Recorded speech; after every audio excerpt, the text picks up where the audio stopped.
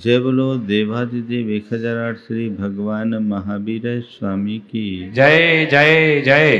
अहिंसा परमो धर्म की जय जय जय। परम पूज आचार्य गुरुवर श्री विद्यासागर जी महाराज की जय जय जय। बोली परम पूज गुणायतन प्रणेता मुनिवर श्री प्रमाण सागर जी महाराज की जय जय जय। बातें जीवन की है और जीने की है। जीवन हमें आपको सबको मिला है और सभी लोग अपने अपने तरीके से जीते हैं। महत्वपूर्ण जीवन नहीं, जीने का तरीका है।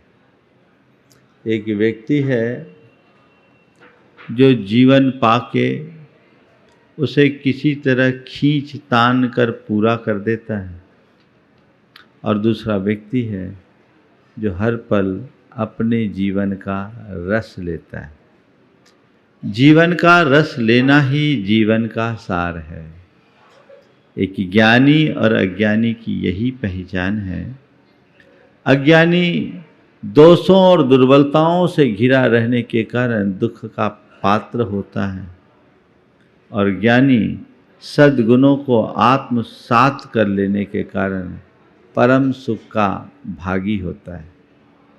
हमें चाहिए कि हम उत्तरोत्तर अपने दोषों का शमन करते हुए अपने भीतर सद्गुणों को उद्घाटित करें, ताकि स्थायी रूप से सुख और शांति को प्राप्त कर सकें। सम्यक दृष्टि की यही विशेषता होती है कि वह अपने दोषों का शमन करते हुए अपने जीवन को उत्तरोत्तर पवित्र बनाते हुए प्रसन्नता के रास्ते पर चलता है। विगत दिनों से सम्यक दर्शन के अंगों की चर्चा चली। निशंकित, निष्कांक्षित, निर्विचिकित्सा और दृष्टित्व की बात हुई।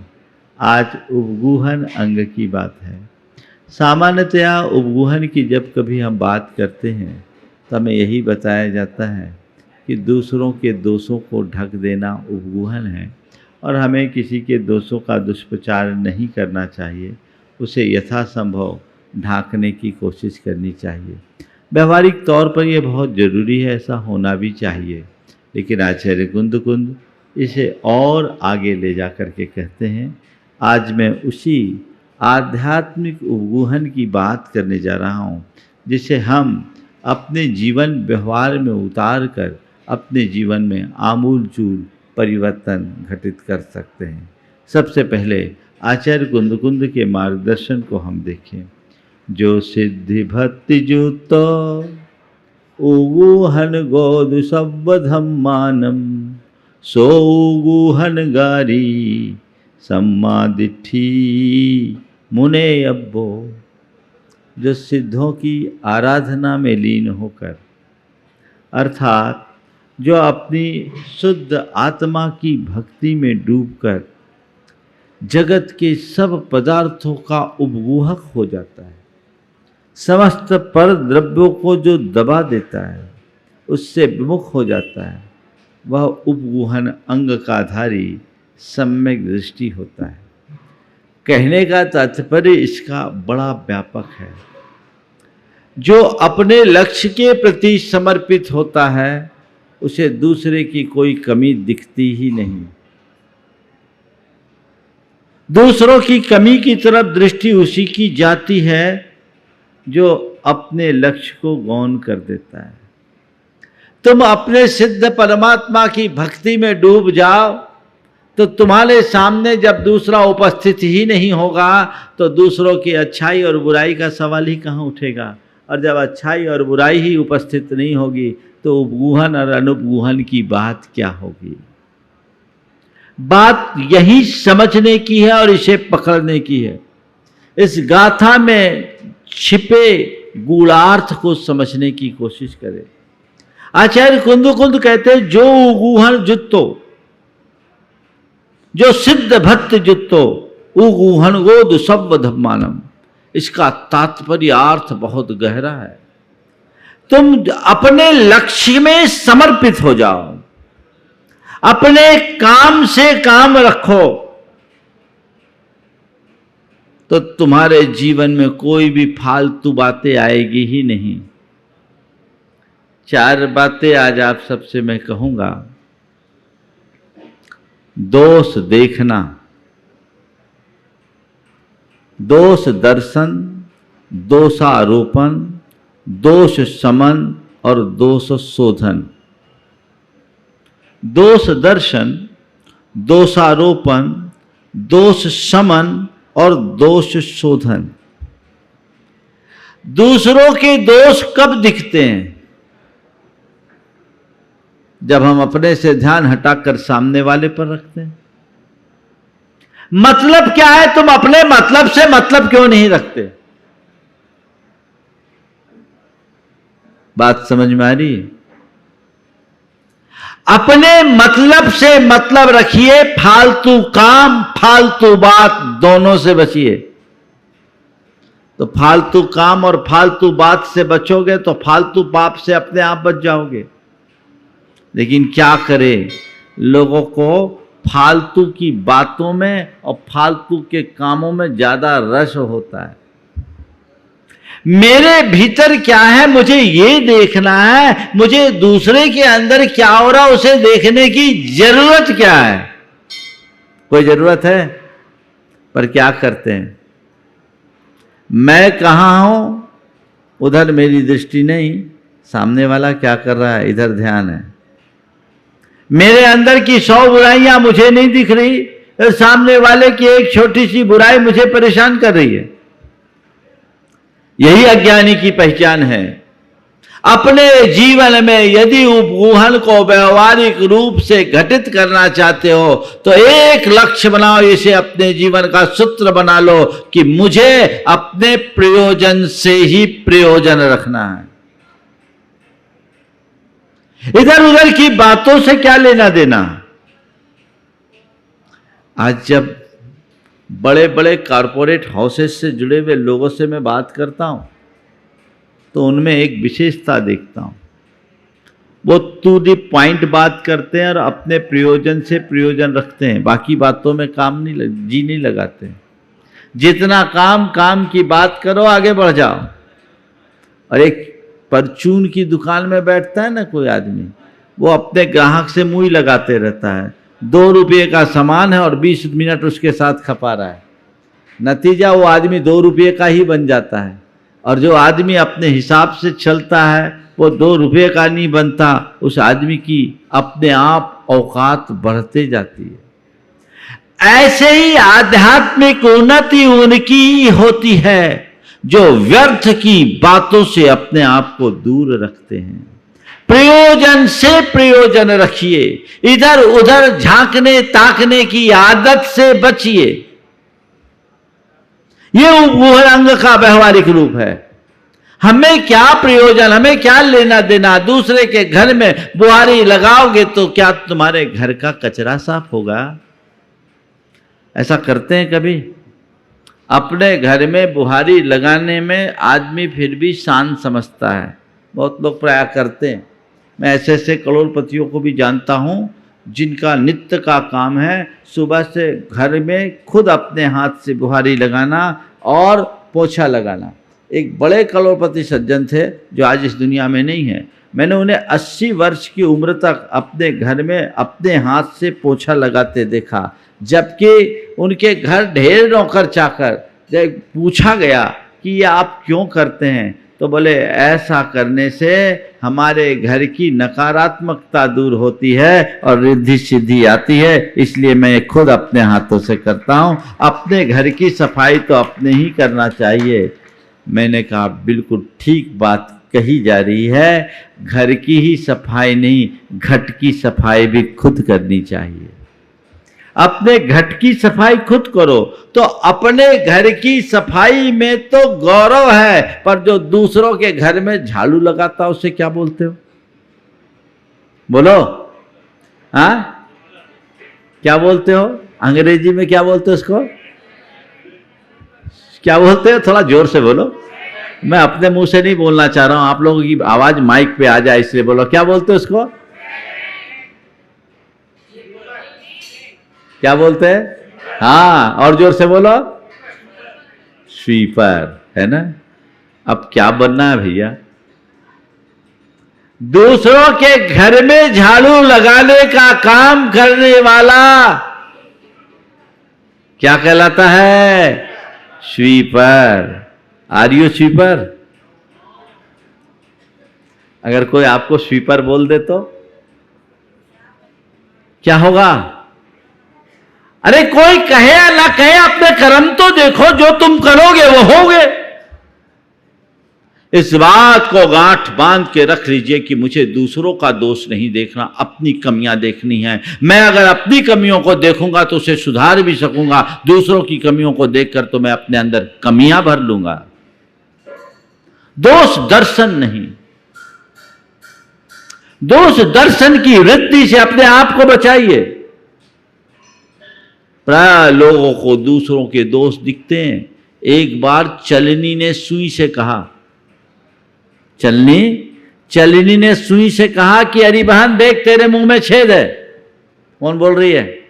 चलनी ने सुई से कहा, देख बहन तेरे मुंह में छेद है। चलनी ने अत्यंत विनम्रता से कहा, ठीक कहती हो बहन। सुई ने एक दिन चलनी ने सुई से कहा, देख बहन तेरे मुंह में छेद है। सुई ने अत्यंत विनम्रता से चलनी से कहा, ठीक कहती हो बहन, मेरे तो केवल मुंह में छेद है, अपने भीतर झांक कर तो देख, तेरा तो पूरा शरीर ही छिदा हुआ है। क्या कहानी है? दोष पराये देख कर चलत हसंत हसंत, और खुद के याद न आवहीं जिनका आदि न अंत। खुद का एनालिसिस कीजिए, खुद का अंतर विश्लेषण कीजिए, अपने भीतर झांकने की कोशिश कीजिए। आखिर मैं कहाँ हूं, पता तो लगाओ, कितने पानी में है। लोग दूसरों को नापते हैं, खुद को नापने की कोशिश कीजिए। दोष दर्शन की वृत्ति से बचिए। जिसके अंदर दोष दर्शन की वृत्ति होती है उनकी सोच नकारात्मक होती है, और नकारात्मक व्यक्ति का जीवन नकारा होता है। वो किसी में अच्छाई दिखेगा ही नहीं उसको। मेरे संपर्क में जब लोग आते हैं, मुझसे बातचीत करते हैं, तो मैं तो व्यक्ति को उसी आधार पर परखता हूँ, समझता हूँ। जो आदमी दूसरों की शिकायतें लेकर आता है, आलोचना करके आता है, मेरी दृष्टि में उसके नंबर कम हो जाते हैं, बोलता कुछ नहीं। जो दूसरों की कर रहा है, मतलब ये इसकी आदत है दूसरों के घर में झाड़ू लगाने की, ये आदमी काम का नहीं है। व्यक्ति को समझना चाहिए, हमें दोष दर्शन की प्रवृत्ति से अपने आप को यथासंभव बचाना है, दोष देखना नहीं। आप लोग क्या करते हो? जब चावल बीनते हो तो क्या करते हो? कंकड़ बीनते हो कि चावल? बोलो, क्या बोलते हो? बीनते कंकड़ को, पर बोलते क्या हो? चावल बीन रहे हैं। क्या? बीनते कंकड़ हो, पर बोलते क्या हो? चावल बीन रहे हैं। इसका मतलब समझते हो? इसका मतलब क्या? हम चावल बीन रहे हैं, चावल गुण है और कंकड़ दोष है। हम दोष को अनदेखा कर रहे हैं और गुणों को ग्रहण कर रहे हैं। ये दृष्टि होनी चाहिए। कंकड़ को बीन के अलग करना है। हम कंकड़ नहीं बीन रहे, क्या बीन रहे हैं? चावल। और कोई व्यक्ति उल्टी क्रिया करने लगे, कंकड़ बीन के अपने पास रखे और चावल अलग कर दे, इसको क्या कहेंगे? मूर्ख कहेंगे। ऐसी मूर्खता आप लोग तो कभी नहीं करोगे। महाराज हम तो चावल ही बीनते, कंकड़ बीनने का काम हम कभी नहीं करते। तो जैसे चावल बीनते समय तुम अपने अंदर ऐसा विवेक रखते हो, वैसा ही विवेक यदि अपने जीवन व्यवहार में हर किसी से मिलते समय रखने लगो, जीवन का काया पलट हो जाए। दोष दर्शन की वृत्ति से अपने आप को बचाइए।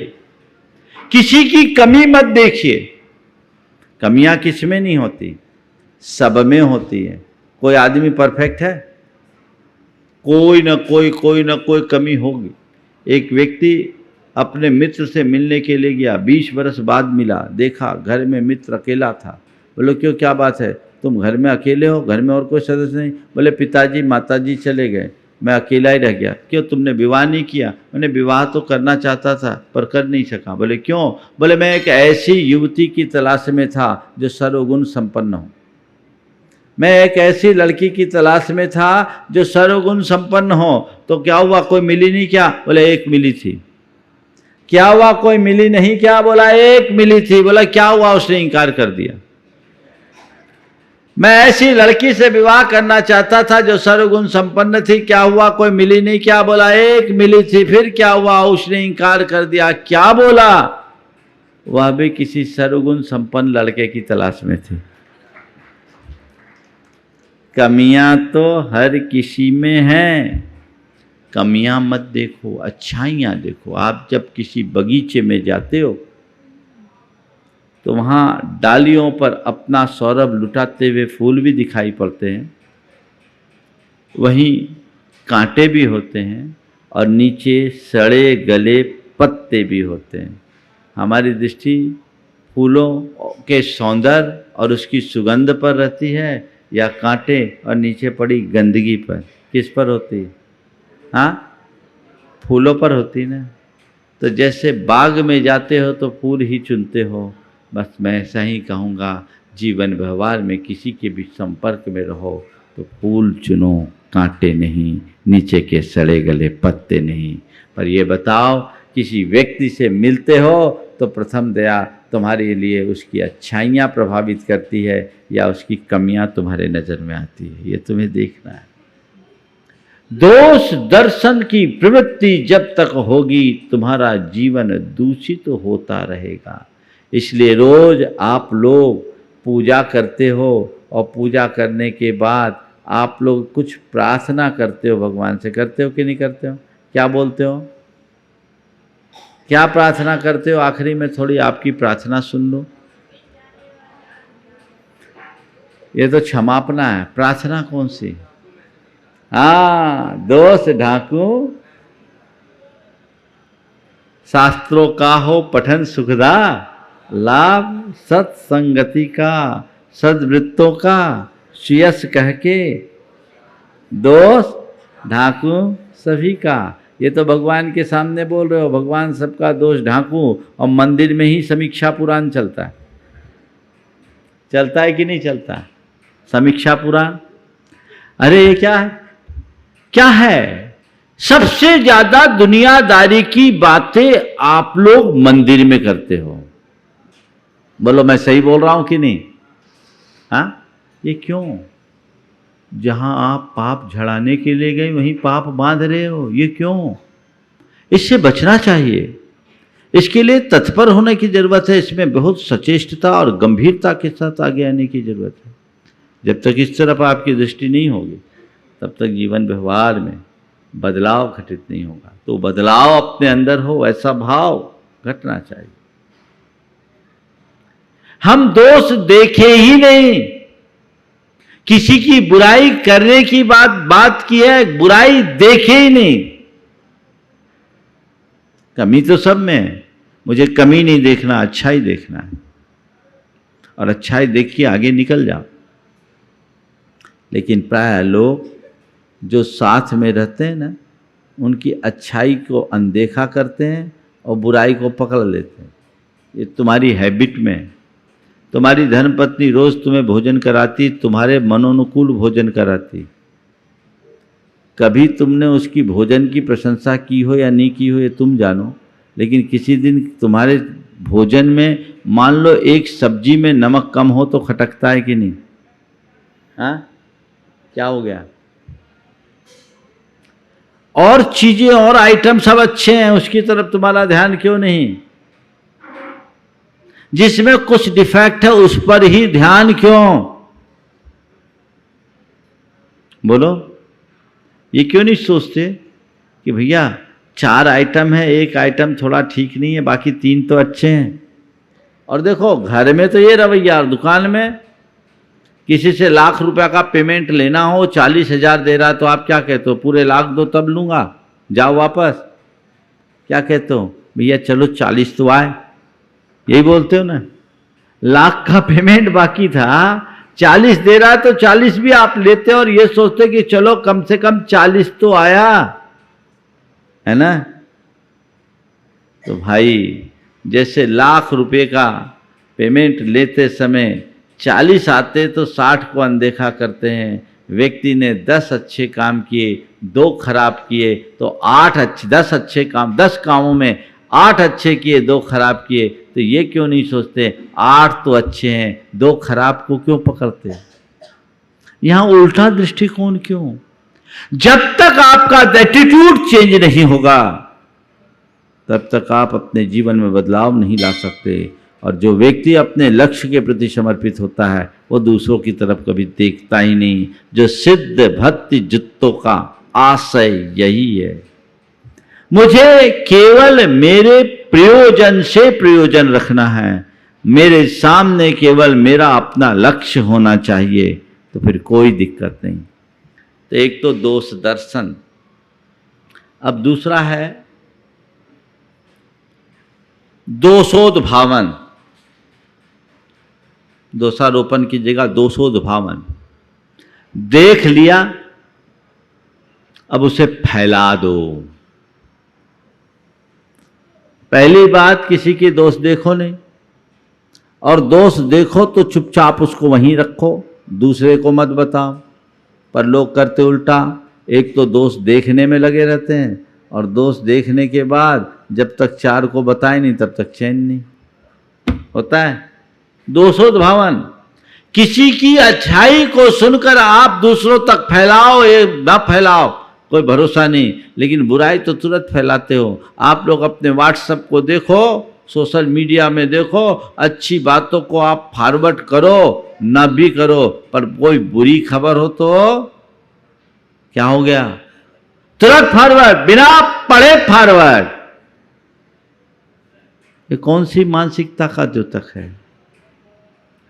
लोग हैं जो धुआं उड़ाने में माहिर है ना, धुआं उड़ाते रहते हैं। भैया धुआं क्यों उड़ाते हो? सुगंध फैलाने की कोशिश करो ना। अगर करना ही है तो अच्छाई का प्रचार करो, बुराई को वहीं के वहीं रोको। बुरी बात फैलाकर हम क्या करेंगे? दोषोद्भावन मत करो। अगर किसी का दोष तुम्हें दिख जाए, पहली कोशिश करो दिखे नहीं, और दिख जाए तो उसको वहीं रखो, देख कर अनदेखा करो। और अनदेखा भी नहीं कर पाओ तो इतना संयम रखो कि किसी को बताएंगे नहीं, उसके विषय में किसी से चर्चा नहीं करेंगे, उसको वहीं के वहीं शांत कर लो, उसे वहीं के वहीं समाने की कोशिश कर लो।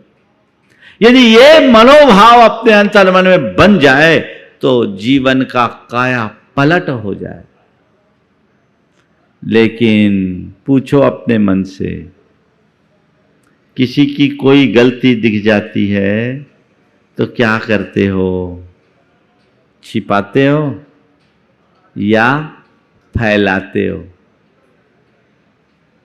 क्या करते हो?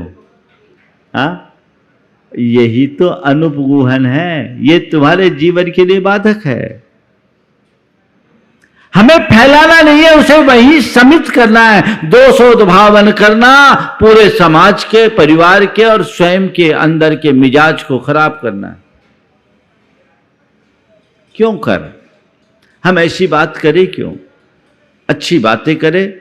हमारे पास समय थोड़ा है, हम व्यर्थ की बातों में अपना समय गंवाते हैं, ये हमारी अज्ञानता है। अगर ये वृत्ति तुम्हारे अंदर आ जाए तो चुगली और शिकायत भी खत्म हो जाएगी। फिर आपस में एक दूसरे के बीच जो लड़ाने भिड़ाने की बातें होती है ना, वो भी खत्म हो जाएगी। और कुछ लोग हैं जो काम ही करते हैं सुलगाने का, इधर से उधर आग लगाते रहते हैं, है ना। समाज में बहुत से ऐसे खबरी होते हैं। खबरी समझ गए ना, उसका काम क्या है? ये बात मैं तुमसे ही बोल रही हूँ और तुमसे ही बोल रहा हूँ, है ना। दोनों बोल रहा रही नहीं तो ये लोग नाराज हो जाएंगे।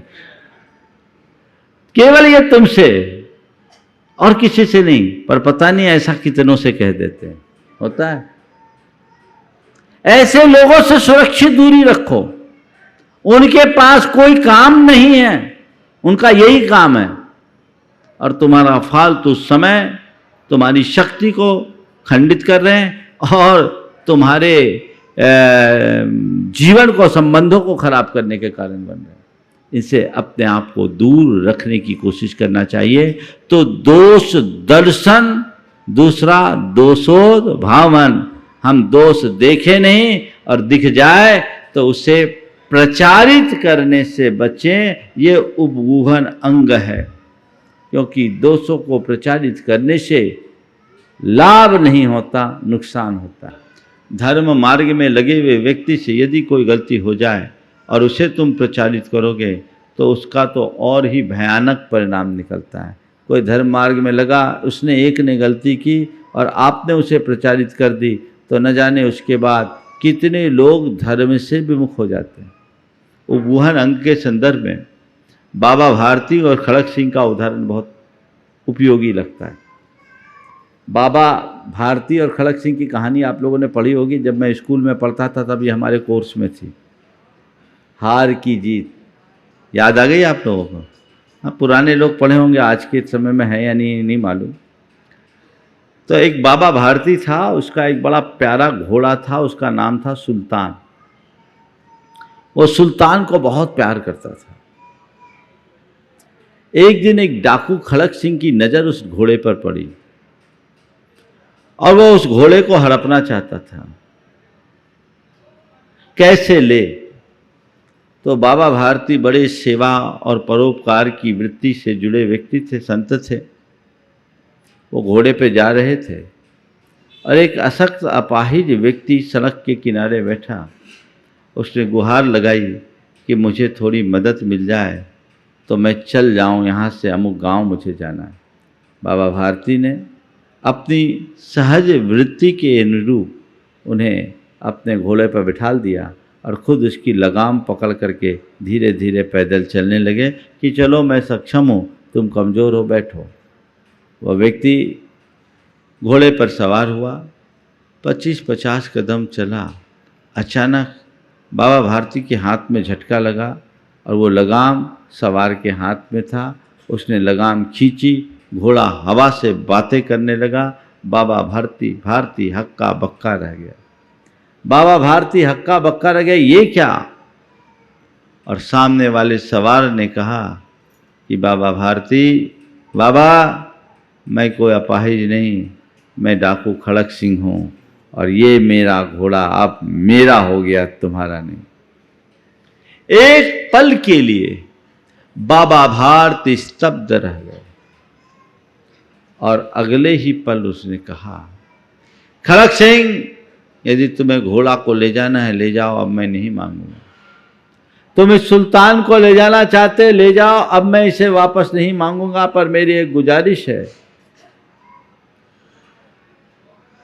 मेरा एक निवेदन है कि तुम इस घटना का जिक्र किसी से मत करना।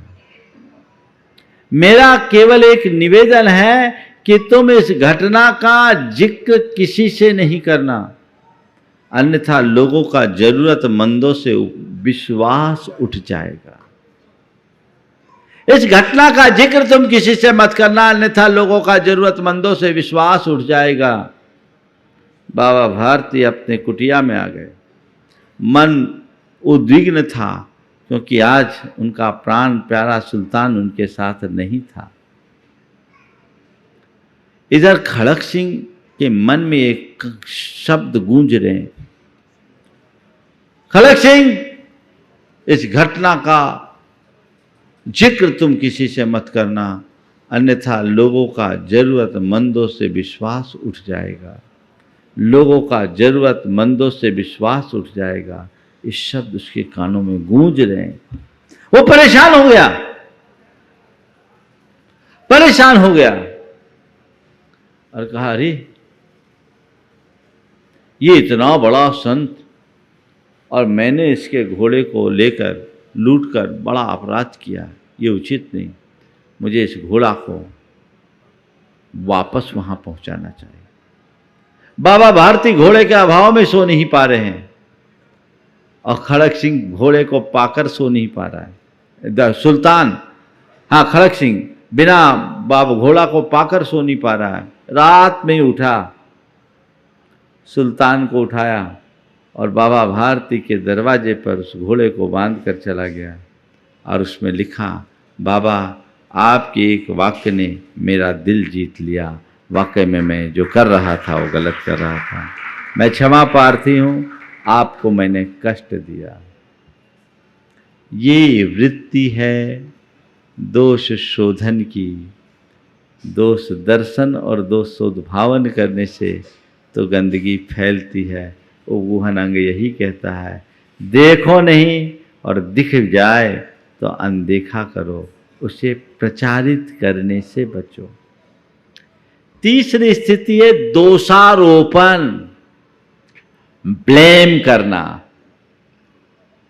किसी की गलती हो दिख जाना, गलती हो उसे बता देना, चलो कदाचित चलेगा, लेकिन किसी के ऊपर झूठा दोषारोपण कर देना, चार्ज लगा देना, आरोप लगाना, ब्लेम करना, ये तो और बड़ी कमी है। और प्राय लोग ऐसा करते हैं। ये सब कौन कराता? हमारे अंदर का अहंकार। अहंकारी व्यक्ति अपनी गलती को स्वीकारता नहीं और अपनी गलती होने पर भी सामने वाले को गलत साबित करने में कसर नहीं छोड़ता। अपनी गलती होने पर भी सामने वाले को गलत साबित करने में कसर नहीं छोड़ता। यह हमारी कमी है। दोषारोपण प्राय होता है। रोज बर्रा की जिंदगी में लोग एक दूसरे के ऊपर आरोप मढ़ते रहते हैं, ऐसा तुमने ऐसा नहीं किया, तुमने वैसा नहीं किया, तुम्हारे कारण ये हो गया, तुम्हारे कारण वो हो गया, उसने ऐसा कर दिया, उसने वैसा कर दिया। ये होता है। ये आरोप हमें आकुल बनाता है, व्याकुल करता है। दोषारोपण कभी किसी पर मत करो। दोषारोपण की वृत्ति से अपने आप को यथासंभव बचाने की कोशिश करो। मुझे किसी पर दोष नहीं लगाना। झूठा दोष, और दोषारोपण में भी झूठा दोषारोपण। कैसा कैसा काम करते देखो लोग। एक जगह एक मंदिर में अहंकार क्या कराता है। एक मंदिर में सुबह प्रक्षाल करते करते एक के हाथों प्रतिमा जी की गर्दन धड़ से अलग हो गई। उसने देखा उस समय कोई नहीं था। उसने वापस मूर्ति को वहीं सेट कर दिया। सेट कर दिया, तुरंत की तुरंत थी, लग गई, किसी को पता नहीं। और जाके एक कोने में बैठ के माला फेरने लगा। मन में कोई ग्लानि नहीं। मूर्ति टूटी, उसको उसने वापस सेट किया और एक दूसरे साइड में जाकर के बैठ गया।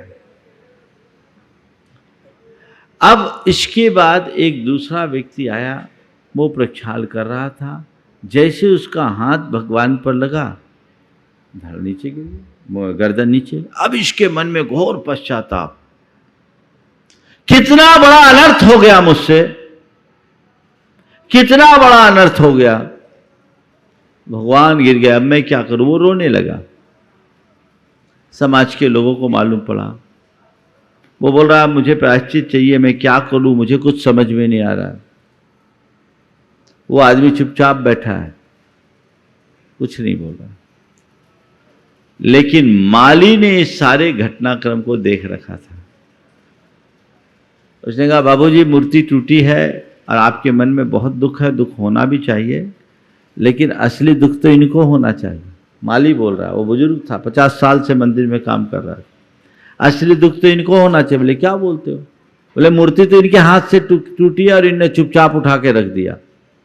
मेरे हाथ से कहाँ टूटी, तुमने क्या बोल रहे हो, मैं तो आया ही नहीं यहाँ। वो उस पर गरम होने लगा और माली के ऊपर भी उल्टा आरोप लगा दिया।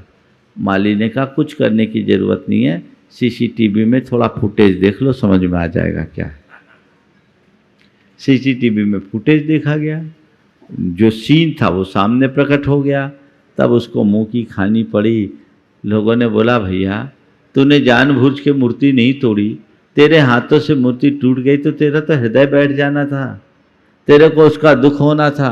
तूने एक गलती तो ये की कि मूर्ति टूटी, उसका तुझे दुख नहीं हुआ, और दूसरी गलती ये हो गई कि तूने दूसरे पर आरोप लगा दिया कि इसने तोड़ी। ये कितना बड़ा अनर्थ, ये सब क्यों किया? उसने कहा बस मैं यही सोचता था लोग ये नहीं कहे कि मुझसे मूर्ति टूट गई, लोग मेरे लिए क्या कहेंगे। यही अहंकार है। अहंकार हमारे जीवन को दूषित करता है और सबको दूषित बनाने की कोशिश करता है। ये झूठा आरोप लगाने के लिए उत्प्रेरित कर देता है। इससे मुक्त होने की जरूरत है। अपने आप को इससे एकदम दूर कर लीजिए। कभी किसी के ऊपर इल्जाम नहीं लगाएंगे, और झूठा इल्जाम तो सपने में भी नहीं लगाएंगे।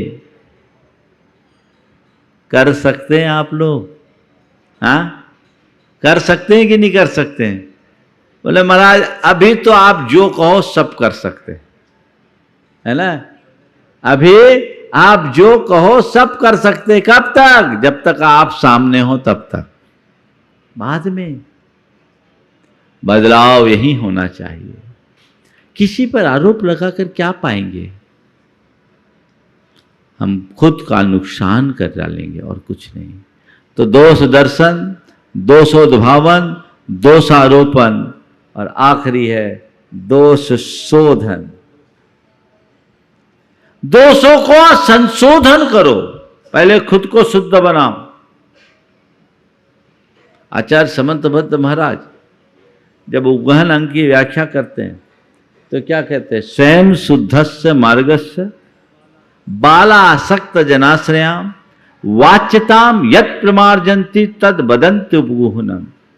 मार्ग तो स्वतः शुद्ध है, स्वभाव से शुद्ध धर्म के मार्ग में चलने वाले के द्वारा, बाल असक्त व्यक्तियों के द्वारा, अज्ञानी के द्वारा, प्रमादी व्यक्ति के द्वारा, कर्म के उदय से पीड़ित व्यक्ति के द्वारा यदि कुछ गड़बड़ हो जाए तो उस धर्म मार्ग की निंदा को जो टालता है उसका नाम उगूहन अंग है। क्योंकि तुमने यदि दोष को प्रचारित किया तो केवल उस व्यक्ति का नुकसान नहीं, पूरा मार्ग खराब होता है, मार्ग कलंकित होता है। मैं उत्तर प्रदेश में बिहार कर रहा था, एक जगह एक बोर्ड लगा हुआ था कि ये इधर से ये रास्ता खराब है, इधर से न जाए। बोर्ड लगा ये रास्ता खराब है, इधर से न जाए। 2002 की बात है। मैंने देखा सड़क तो बहुत साफ सुथरी और अच्छी दिख रही है, पिच भी अच्छी है, फिर इसमें ऐसा क्यों लिख दिया? तो मेरे साथ यूपी के ही कुछ लोग थे, बोले नहीं महाराज रास्ता भले ठीक है, इस रास्ते में पड़ने वाले लोग खराब हैं, इसलिए कह दिया रास्ता खराब है। इधर एक किसी इंडस्ट्री चलती, इस इलाके में एक इंडस्ट्री चलती है जिसमें जीरो इन्वेस्टमेंट है और कमाई अनाप शनाप। इस इलाके में एक इंडस्ट्री चलती है जिसमें इन्वेस्टमेंट जीरो है और कमाई अनाप शनाप। मुझे बड़ा आश्चर्य हुआ, बोले ये कौन सा फंडा है भैया, कौन सा बिजनेस है? तो कहा महाराज इधर किडनैपिंग की इंडस्ट्री चलती है। किडनैपिंग इंडस्ट्रीज, जितने भी किडनैपर है लेकर के आते हैं गन्ने के बड़े बड़े खेत, उसमें उनके बंकर बने रहते हैं, उसमें छिपा कर रखते हैं, और गांव में जाने का एक ही रास्ता है, उसको लोग ट्रैक्टर से ब्लॉक करके रखते हैं। बोले ये इंडस्ट्री इधर चलती है, इसलिए बोर्ड लगाया गया यहाँ जाने वाले व्यक्ति सुरक्षित नहीं है। तो मेरा कहने का तात्पर्य क्या है? जिस रास्ते में खराब लोग रहते हैं उस रास्ते को भी खराब जाना जाता है, माना जाता है। इसी तरह एक व्यक्ति ने अगर धर्म के क्षेत्र में कोई खराबी की और उसे हमने प्रचारित कर दिया तो लोग कहेंगे ये धर्म खराब है, इस तरह के लोग खराब हैं, हमें इससे बचना है। तो दोषोद्भावन नहीं, दोषारोपण नहीं, दोष शोधन, सुधारने की कोशिश करें। किसी से कोई गलती हो जाए अकेले में बुलाएं और प्यार से उसे समझाएं कि तुम्हारे अंदर ये कमी है, अगर इसको ठीक कर दो तो बहुत उत्तम है। और सीधे सीधे कमी ना गिनाएं, इसकी भी एक टेक्निक है। पहले उसकी कुछ अच्छाइयों को उभारें, फिर धीरे से उसको उसकी गलती का एहसास करा दें, है ना। दो शब्द हैं, एक है क्रिटिसाइज और दूसरा है क्रिटिगाइड। क्रिटिसाइज का मतलब सीधे सीधे किसी ने कोई कमी की, चार्ज लगा दिया, तुम्हें तो कुछ अकल ही नहीं है, कुछ समझते नहीं, तुम बिल्कुल बेअकले ठहरे, तुमसे कुछ बनता ही नहीं, और ये तुमने कर दिया। आपसे अगर ऐसा कुछ कहे तो खराब लगेगा कि नहीं लगेगा? अब दूसरा है क्रिटी गाइड, उसकी अच्छाइयों को उभारते हुए दोषों का एहसास कराना। कैसे? मान लीजिए आपके घर में नई नई बहू आई, खाना बना रही और खाना अच्छा नहीं बनाया। अब इसलिए नहीं बनाया कि स्टूडेंट लाइफ में उसने कभी सीखा ही नहीं, और आजकल की मम्मी लोग अपनी बेटियों को सिखाती नहीं। ज़्यादातर लड़कियां आजकल खाना बनाना जानती नहीं। अब वो उसका खाना बनाई, खाना अच्छा नहीं बना, एक प्रतिक्रिया, अरे तुम्हें तो कुछ अकल ही नहीं है, किसी काम की नहीं, तुझे कुछ आता ही नहीं, तेरी मम्मी ने तुझे कुछ सिखाया ही नहीं। अब यहां से मम्मी भी पहुंच गई। बात सामने वाले से हो रहे पर कर रहे हैं उसकी मम्मी और पूरे खानदान तक को जोड़ रहे हैं। अगर ऐसा कहेंगे तो चुभेगा कि नहीं? हाँ, चुभेगा। अब इसी को थोड़ा दूसरे तरीके से, तुम बहुत अच्छा काम करती हो, तुम्हारे बोलने चालने का तरीका भी बहुत अच्छा है, परसगारी तो तुम बहुत ही बेहतरीन करती हो, तुम्हारी परसगारी से तो लोग मुग्ध हो जाए, और तुमने जो बनाया है वो भी खाना बहुत बढ़िया बनाया है, रोटी तुमने बहुत अच्छी बनाई है, लेकिन इसको थोड़ी गोल बना लेती ना तो इसमें और वाहवाही हो जाती, अगली बार से तुम इसका ध्यान रखना। अब बोलो, ये बात सुन करके कैसा लगेगा? हाँ, क्या होगा? समझ रहे? अब आज से तय कर लो, हमें क्रिटिसाइज नहीं, क्रिटिगाइड करना है। दोष दर्शन नहीं, दोषोद्भावन नहीं, दोषारोपण नहीं, दोष शोधन का रास्ता अंगीकार करना है। यही मोक्ष का मार्ग है, यही हमारा धर्म है। ये पुरुषार्थ करे, अपने प्रयोजन से प्रयोजन रख करके चलेंगे तो ये हमारे जीवन को एक नई दिशा देगा, एक नई ऊंचाई देगा। ऐसा मनोभाव हर व्यक्ति के अंदर हो तो हम सबका जीवन अंदर से समृद्ध होगा, सुखी होगा, और हम अपने जीवन के पथ को प्रशस्त करने में समर्थ हो सकेंगे। निरंतर वैसी दृष्टि और भावना बनी रहनी चाहिए। हम अच्छाई के मार्ग को अंगीकार करें, अच्छाई को चुने, अच्छाई की दिशा में चले, अपनी दृष्टि को अच्छी रखें। देखिए, आप लोगों ने धूल शोधकों को देखा होगा। धूल शोधक वो क्या करते हैं? सुनार की दुकान के बाहर की धूल को इकट्ठा करते हैं और नालियों में से, उस धूल में से भी सोना निकालते हैं। देखा कि नहीं देखा? आजकल आते हैं कि नहीं? वो आते ही होंगे। उसको सोधिया भी बोलते हैं, न्यारिया बोलते हैं कहीं, ऐसे उसको अगर हम शुद्ध शब्दों में कहें तो धूल शोधक। तो धूल शोधक की दृष्टि कितनी उदात्त होती है, वो धूल को न देखकर धूल में भी सोने को देख लेते हैं। और दूसरे लोग हैं जिन्हें सोने में भी धूल दिखाई पड़ती है। तुमसे अच्छा तो वो धूल शोधक है। और अपनी दृष्टि को ऐसी धूल शोधक जैसी दृष्टि बना लो जो तुम्हें बुराई में भी अच्छाई का बोध करा सके और जीवन का पथ प्रशस्त कर सके। ये कोशिश हमारी होनी चाहिए। समय हो गया, यहीं पर विराम। बोलिए परम पूज्य आचार्य गुरुवर श्री विद्यासागर जी महाराज।